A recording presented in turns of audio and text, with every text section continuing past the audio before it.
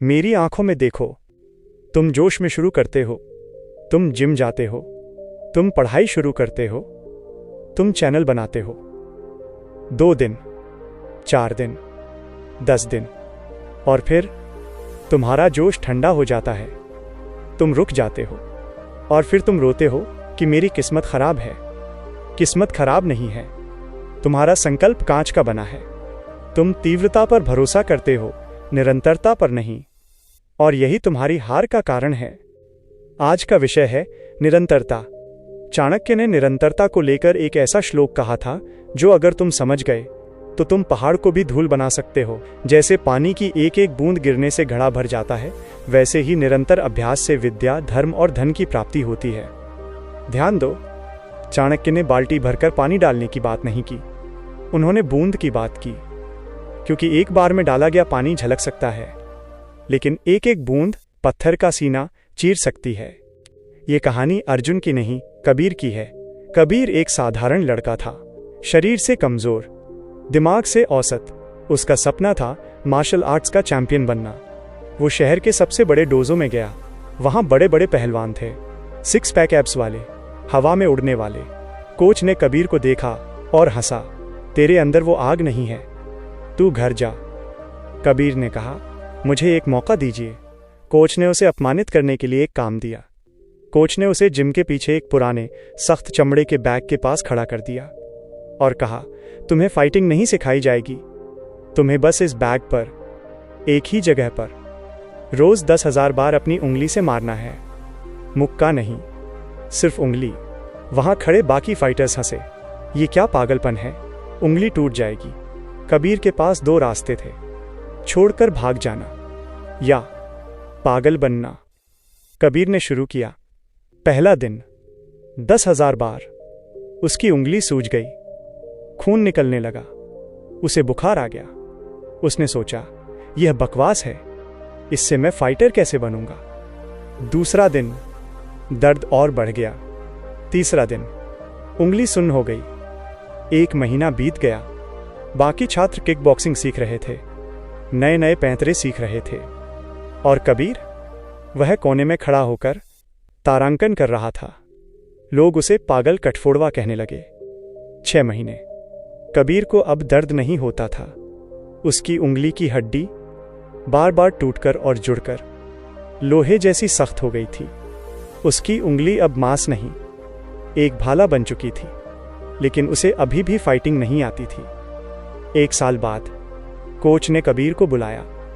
सामने शहर का चैंपियन खड़ा था, 6 फुट का दानव। कोच ने कहा, जाओ इससे लड़ो। कबीर घबराया हुआ था, सर मुझे लड़ना नहीं आता, मैंने सिर्फ उंगली मारी है।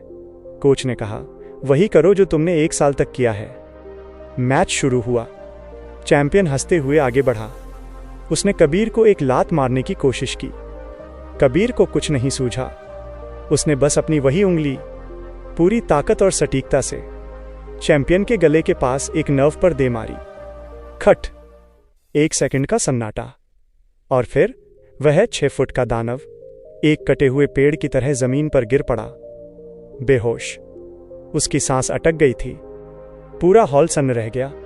कबीर ने कोई फैंसी मूव नहीं किया था, उसने कोई शोर नहीं मचाया था। उसने बस एक बूंद गिराई थी, लेकिन वो बूंद उसने 1 साल तक हर रोज 10,000 बार गिराई थी। वो उंगली अब उंगली नहीं थी, वो एक गोली बन चुकी थी। उस दिन कबीर ने नहीं, उसकी निरंतरता ने नॉकआउट किया था। इस कहानी को सुनकर ताली मत बजाओ, खुद को देखो, तुम क्या कर रहे हो। तुम 10 चीजें शुरू करते हो और 10 दिन में बंद कर देते हो। तुम मोटिवेशन ढूंढते हो। सुनो, मोटिवेशन कूड़ा है। मोटिवेशन वो आग है जो कागज जलाती है, तेज जलती है पर तुरंत बुझ जाती है। निरंतरता वो आग है जो कोयले में जलती है, धीमी लेकिन पूरी रात गर्मी देती है। चाणक्य नीति से निरंतरता के 3 कड़वे नियम सीखो। 1. बोरियत को पियो। सफलता रोमांचक नहीं होती, सफलता बोरिंग होती है। कबीर के लिए रोज उंगली मारना रोमांचक नहीं था, वो उबाऊ था। तुम्हें रोज पढ़ाई करनी है, रोज कोड लिखना है, रोज पुशअप्स मारने हैं, वही काम बार बार। जिस दिन तुम बोरियत से प्यार कर लोगे, उस दिन तुम खतरनाक बन जाओगे। अमेच्योर लोग मजे के लिए काम करते हैं, प्रोफेशनल लोग बोरियत के बावजूद काम करते हैं। 2. कंपाउंडिंग का जादू। चाणक्य ने कहा, क्रमशः पूर्यते घटः, धीरे धीरे घड़ा भरता है। अगर तुम रोज खुद को 1% बेहतर बनाते हो तो साल के अंत में तुम 37 गुना बेहतर हो जाओगे। लेकिन अगर तुम आज 10 घंटे काम करो और अगले 10 दिन सो जाओ तो तुम 0 हो। प्रकृति विस्फोट पसंद नहीं करती, प्रकृति विकास पसंद करती है, और विकास धीमा होता है, अदृश्य होता है। 3. दिखावा बंद करो। जब तुम रोज मेहनत करते हो तो किसी को दिखता नहीं है। बांस का पेड़ 5 साल तक जमीन के अंदर रहता है, बाहर कुछ नहीं दिखता। लोग हंसते हैं, अरे कुछ नहीं हो रहा, लेकिन 5 साल बाद वो 6 हफ्ते में 90 फीट ऊपर जाता है। तुम्हारी निरंतरता जमीन के नीचे की मेहनत है। तालियों का इंतजार मत करो, बस पानी डालते रहो। अब इतिहास की ओर चलते हैं। ये कहानी चंद्रगुप्त के शुरुआती प्रशिक्षण की है, जब वो कच्ची मिट्टी थे और चाणक्य उन्हें पकाना चाह रहे थे। चंद्रगुप्त में एक कमी थी, वो बहुत जल्दी परिणाम चाहते थे। वो तलवारबाजी सीखते तो चाहते कि एक दिन में मास्टर बन जाएं। वो राजनीति सीखते तो चाहते कि एक दिन में राजा बन जाएं। चाणक्य ने इसे भांप लिया। एक सुबह चाणक्य चंद्रगुप्त को जंगल में ले गए। वहां एक विशाल बरगद का पेड़ था, तना इतना मोटा कि 10 लोग मिलकर भी घेरा न बना सकें। चाणक्य ने चंद्रगुप्त को एक छोटी कुंद कुल्हाड़ी दी, जिसकी धार बिल्कुल नहीं थी। चाणक्य ने कहा, चंद्रगुप्त, तुम्हारा आज का प्रशिक्षण यह है, तुम्हें इस विशाल पेड़ को काटना है, लेकिन एक शर्त है, तुम्हें इसे पूरी ताकत से नहीं मारना।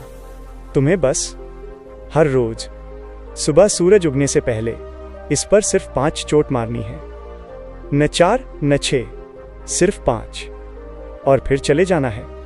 चंद्रगुप्त हैरान थे। आचार्य, इस कुंद कुल्हाड़ी से और सिर्फ 5 बार? इसमें तो सालों लग जाएंगे। मुझे पूरा दिन काटने दीजिए, मैं इसे 2 दिन में गिरा दूंगा। चाणक्य की आंखों में क्रोध आ गया। प्रश्न मत करो, जैसा कहा है वैसा करो, यह आदेश है। चंद्रगुप्त ने अनमने ढंग से कुल्हाड़ी उठाई। ठक ठक ठक ठक ठक, पेड़ की छाल पर खरोंच भी नहीं आई। चंद्रगुप्त ने सोचा, यह पागलपन है। 1 हफ्ता बीता, रोज सुबह 5 बार। पेड़ पर बस एक छोटा सा निशान बना था। चंद्रगुप्त को गुस्सा आने लगा। उसे लगा उसका समय बर्बाद हो रहा है। वो युद्ध सीखना चाहता था और यहां वो लकड़हारा बना हुआ था। 1 महीने बाद चंद्रगुप्त का धैर्य जवाब देने लगा। उसने चाणक्य से कहा, आचार्य, यह व्यर्थ है, पेड़ नहीं गिर रहा, मुझे कोई और तरीका बताइए। चाणक्य ने उसे देखा और कहा, तुम पेड़ को नहीं काट रहे हो चंद्रगुप्त, तुम अपने अहंकार को काट रहे हो। कल सुबह फिर जाना, और याद रखना, सिर्फ 5 बार। अगर तुम रुके तो तुम मगध के राजा बनने लायक नहीं हो। कहानी अभी खत्म नहीं हुई है। चंद्रगुप्त को अभी ये नहीं पता था कि ये बोरिंग काम उसे दुनिया का सबसे बड़ा रहस्य सिखाने वाला था। वह रहस्य जो उसे भविष्य में बड़े बड़े साम्राज्यों को उखाड़ने में मदद करेगा। लेकिन वो रहस्य क्या था और उस पेड़ का क्या हुआ, ये हम दूसरे भाग में देखेंगे। क्या तुम दूसरे भाग के लिए तैयार हो, या तुम भी चंद्रगुप्त की तरह बीच में छोड़ना चाहते हो? मेरी आंखों में देखो, तुम अभी भी यहां हो। बहुत अच्छे। 90% लोग भाग 1 सुनकर चले गए होंगे। उन्हें लगा होगा, अरे बहुत लंबी बात है, कोई शॉर्टकट बता दो। और यही कारण है कि वे 90% लोग पूरी जिंदगी भीड़ का हिस्सा बने रहेंगे। लेकिन तुम रुके, इसका मतलब तुम्हारे अंदर वो चिंगारी है। अब हम उस कहानी को खत्म करेंगे और देखेंगे कि कैसे एक कुंद कुल्हाड़ी ने एक साम्राज्य की नींव रखी। चंद्रगुप्त का संघर्ष जारी था। 1 महीना, 2 महीने, 6 महीने। शुरुआत में उसे गुस्सा आता था, लेकिन धीरे धीरे उसका गुस्सा गायब होने लगा। अब वो सुबह उठता, कुल्हाड़ी उठाता और बिना किसी भावना के पेड़ के पास जाता। 1, 2, 3, 4, 5 और वापस आ जाता। यह अब काम नहीं था, यह प्रार्थना बन गया था। मौसम बदले, बारिश आई, ठंड आई, गर्मी आई, चंद्रगुप्त बीमार पड़ा, उसे बुखार था। फिर भी वो भोर में उठा, कांपते हाथों से कुल्हाड़ी उठाई और 5 वार किए। चाणक्य दूर से देखते और मुस्कुराते। उन्हें पेड़ गिरने की चिंता नहीं थी, उन्हें खुशी थी कि चंद्रगुप्त का बहाना गिर गया था। 3 साल बीत गए। एक सुबह, बिल्कुल सामान्य सुबह, चंद्रगुप्त पेड़ के पास गया। पेड़ के तने में अब एक गहरा घाव बन चुका था, लेकिन पेड़ अभी भी खड़ा था। चंद्रगुप्त ने सोचा, आज भी वही 5 वार। उसने पहला वार किया, ठक, दूसरा, ठक, तीसरा, ठक, चौथा, ठक, और जैसे ही उसने 5वां वार किया, कड़कड़ाहट, जंगल में एक भयानक आवाज गूंजी। वो विशाल बरगद का पेड़, जो सदियों से आंधी तूफान झेल रहा था, कांपने लगा। और देखते ही देखते, धड़ाम, वो विशालकाय पेड़ जमीन पर गिर गया। धरती हिल गई। चंद्रगुप्त सन्न रह गया। वह कुल्हाड़ी को देख रहा था, वो अपने हाथों को देख रहा था। मैंने इसे काट दिया, सिर्फ 5 वार से। तभी पीछे से आवाज आई, नहीं चंद्रगुप्त। चाणक्य खड़े थे। चाणक्य ने कहा, यह पेड़ आज के 5 वार से नहीं गिरा, ये उन हजारों वारों से गिरा है जो तुमने पिछले 3 सालों में किए थे। जब तुम्हें लग रहा था कि कुछ नहीं हो रहा, तब भी ये पेड़ अंदर से कमजोर हो रहा था। हर चोट ने अपना काम किया। अगर तुम बीच में एक दिन भी रुक जाते तो घाव भर जाता, लेकिन तुम्हारी निरंतरता ने इसे भरने का मौका नहीं दिया। चाणक्य ने चंद्रगुप्त की आंखों में देखा और कहा, नंद साम्राज्य भी इस पेड़ जैसा है, विशाल, पुराना। तुम एक दिन में उसे नहीं हरा पाओगे, लेकिन अगर तुम हर रोज बिना रुके उसकी जड़ों पर वार करोगे तो एक दिन वो भी ऐसे ही गिरेगा, अचानक, और पूरी दुनिया देखती रह जाएगी। और इतिहास गवाह है, चंद्रगुप्त ने वही किया और अखंड भारत का सम्राट बना। अध्याय 6, अदृश्य प्रगति का पठार। इस कहानी से तुम्हें क्या समझ आया? जब तुम जिम जाते हो और 1 महीने बाद शीशे में देखते हो तो कोई बॉडी नहीं दिखती, तुम निराश हो जाते हो, तुम छोड़ देते हो। यही तुम्हारी हार है। चाणक्य नीति से निरंतरता के 3 अंतिम और सबसे महत्वपूर्ण नियम सीखो। कल्पना करो, एक कमरे का तापमान -5 डिग्री है। वहां बर्फ का टुकड़ा रखा है।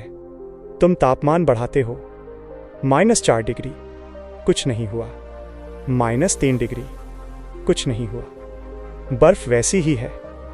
-2 डिग्री, -1 डिग्री, अभी भी बर्फ ठोस है। तुम्हें लगेगा तुम्हारी मेहनत बेकार जा रही है, लेकिन जैसे ही तापमान 0 डिग्री पहुंचता है, बर्फ पिघलने लगती है। क्या वो 0 डिग्री के कारण पिघली? नहीं, वो उस ऊर्जा के कारण पिघली जो तुम -5 से -1 तक जमा कर रहे थे। सफलता भी ऐसी ही है। सालों तक कुछ नहीं दिखता, लोग कहते हैं ये पागल है, और फिर अचानक रातों रात सफलता मिलती है। दुनिया को वो रात दिखती है, तुम्हें वो सालों की मेहनत पता होती है।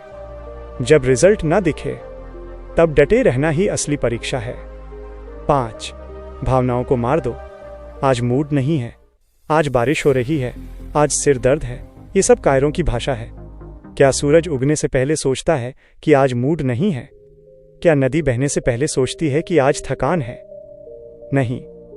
निरंतरता का मतलब है मूड को कचरे के डिब्बे में डालना। काम होना चाहिए, चाहे तुम खुश हो, दुखी हो या रो रहे हो। तुम्हारे हाथ चलते रहने चाहिए। 6, श्रृंखला मत तोड़ो। दीवार पर एक कैलेंडर लगाओ। हर दिन जब तुम अपना काम कर लो, उस तारीख पर एक बड़ा लाल कांटा लगाओ। 2 दिन बाद तुम्हारे पास एक चेन बन जाएगी। अब तुम्हारा एकमात्र लक्ष्य है इस चेन को नहीं टूटने देना। अगर एक दिन छूट गया तो समझो तुमने अपनी तपस्या भंग कर दी। वो एक्स तुम्हारी इज्जत है, उसे मिटने मत दो। निष्कर्ष, उठो। तुम्हारे पास 2 रास्ते हैं। रास्ता 1, कल से फिर नई मोटिवेशनल वीडियो ढूंढो। नया जोश, 2 दिन काम, फिर छुट्टी, और पूरी जिंदगी एवरेज बन जाओ। रास्ता 2, कबीर बन जाओ, चंद्रगुप्त बन जाओ। एक लक्ष्य चुन लो, चाहे वो कोडिंग हो, बिजनेस हो या सरकारी नौकरी, और कसम खा लो, चाहे आसमान गिरे, चाहे धरती फटे, मैं अपनी 5 चोट मारे बिना नहीं सोऊंगा। तुम पत्थर पर पानी की वो बूंद हो हो सकता है आज पत्थर न टूटे, हो सकता है अगले साल भी न टूटे, लेकिन अगर तुम गिरते रहे तो एक दिन पत्थर को फटना ही पड़ेगा। जाओ और अपनी कुल्हाड़ी उठाओ, वार शुरू करो।